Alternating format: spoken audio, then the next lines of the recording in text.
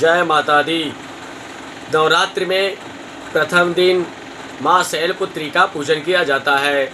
वंदे वाचित लाभाय चंद्रार्धकृत शेखरम वृषारूढ़ामशूलधरम शैलपुत्रीं यशस्विनीं।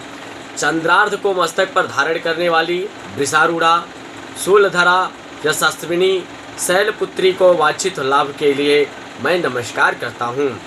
भगवती दुर्गा अपने पहले स्वरूप में शैलपुत्री के नाम से इस संसार में विख्यात हैं। पर्वतराज हिमालय के यहाँ पुत्री के रूप में उत्पन्न होने के कारण इनका नाम शैलपुत्री पड़ा। ऋषभ पर बैठी हुई इनके दाहिने हाथ में त्रिशूल और बाएं हाथ में कमल पुष्प सुशोभित है। यही नौ दुर्गाओं में प्रथम दुर्गा है। अपने पूर्व जन्म में ये प्रजापति दक्ष की कन्या के रूप में पैदा हुई थी, तब इनका नाम सती था। इनका विवाह भगवान शिव से हुआ था। एक बार प्रजापति दक्ष ने एक बहुत बड़ा यज्ञ किया, जिसमें उन्होंने सारे देवताओं को अपना यज्ञ भाग प्राप्त करने के लिए निमंत्रित किया, किंतु शिव को उन्होंने इस यज्ञ में निमंत्रित नहीं किया। जब सती ने सुना कि हमारे पिता एक अत्यंत विशाल यज्ञ का अनुष्ठान कर रहे हैं, तब वहां जाने के लिए उनका मन विकल हो पड़ उठा। यह अपनी इच्छा उन्होंने भगवान शिव को बताई। सारी बातों पर विचार करने के बाद उन्होंने कहा, प्रजापति दक्ष किसी कारणवश हमसे रुष्ट हो गए हैं। अपने यज्ञ में उन्होंने समस्त देवताओं को निमंत्रित किया, इनके यज्ञ भाग भी उन्हें समर्पित किए हैं, किंतु हमें जानबूझकर नहीं बुलाया होगा। शिव जी के इस उपदेश से सती को ज्ञान नहीं हुआ। पिता का यज्ञ देखने वहां जाकर माता और बहनों से मिलने की उनकी व्यग्रता किसी भी प्रकार कम न हो सकी। उनका प्रबल आग्रह देकर भगवान शिव ने उन्हें जाने की अनुमति दे दी।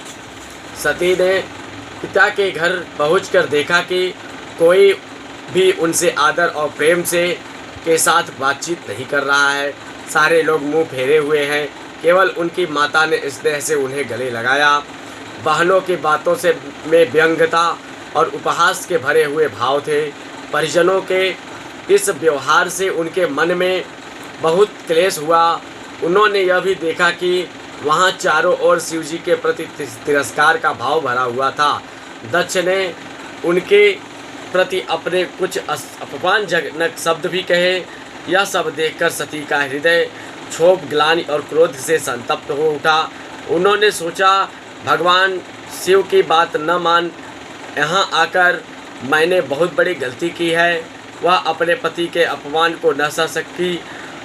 उन्होंने अपने उस रूप को तत्क्षण वहीं योगाग्नि द्वारा जलाकर भस्म कर दिया। वज्रपात के समान इस दारुण दुखद घटना को सुनकर शिव जी ने क्रोध हो अपने गणों को भेजकर यज्ञ का संपूर्ण विध्वंस करा दिया। सती ने योगाग्नि द्वारा अपने शरीर को भस्म कर अगले जन्म में शैलराज हिमालय की पुत्री के रूप में जन्म लिया। इस बार वह शैलपुत्री के नाम से विख्यात हुई। पार्वती हेमवती भी उन्हीं के नाम है। शैलपुत्री देवी का विवाह भी शिव जी से ही हुआ था। पूर्व जन्म की भांति इस जन्म में भी शिव जी की अर्धांगिनी बनी। नौ दुर्गाओं में प्रथम शैलपुत्री दुर्गा का महत्व और शक्तियाँ अनंत है।